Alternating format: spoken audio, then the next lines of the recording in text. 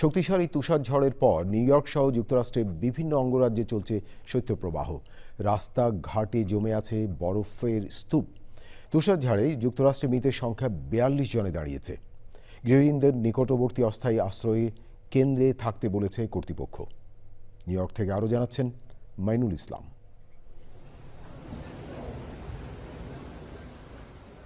যুক্তরাষ্ট্রের তুষারঝড়ের পরবর্তী সময়ে নিউ ইয়র্ক সিটিতে এই রাস্তাগুলোতে গাড়ি যেভাবে আটকে ছিল এখনও প্রায় সে অবস্থার মধ্যেই রয়েছে।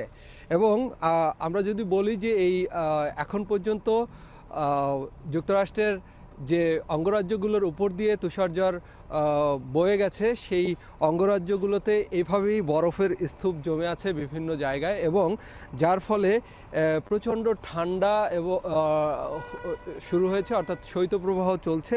এবং এই যে ঠান্ডা এবং শৈত্যপ্রবাহের ফলে সাধারণ মানুষের স্বাভাবিক যে চলাচল সেটি কিন্তু স্থবিরই রয়েছে বলা চলে।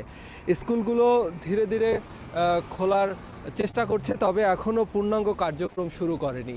এ পর্যন্ত ঠান্ডার কারণে, প্রচণ্ড ঠান্ডার কারণে 42 জনের উপরে মানুষ মৃত্যুবরণ করেছেন। এইদিকে বিমানবন্দরগুলোতে যে ফ্লাইট বন্ধ ছিল সেগুলো ধীরে ধীরে চালু হওয়ার অবস্থায় রয়েছে, তবে যাত্রীদের উদ্দেশ্যে বলা হয়েছে যেন তারা একটু সময় নিয়ে বিমানবন্দরে যায়, কারণ ফ্লাইটগুলো বেশ ডিলে রয়েছে। যুক্তরাষ্ট্র সরকার এবং আমরা যদি বলি যে নিউ ইয়র্কের মেয়রের কেউ বলা হয়েছে যেন মানুষজন বাহিরে কম বের হয়ে বাসায় ওয়ার্ম থাকে, কারণ এই ঠান্ডার কারণে মানুষ অসুস্থ হয়ে যাওয়ার সম্ভাবনা বেশি থাকে। তো সবকিছু মিলিয়ে আসলে যুক্তরাষ্ট্রের পরে কিন্তু এখন সেই তুষারঝড়টি কানাডার দিকে রয়েছে, এবং যে কোনো জরুরি প্রয়োজনে আসলে 311 বা 911 কল করার সুযোগ তো থাকছেই।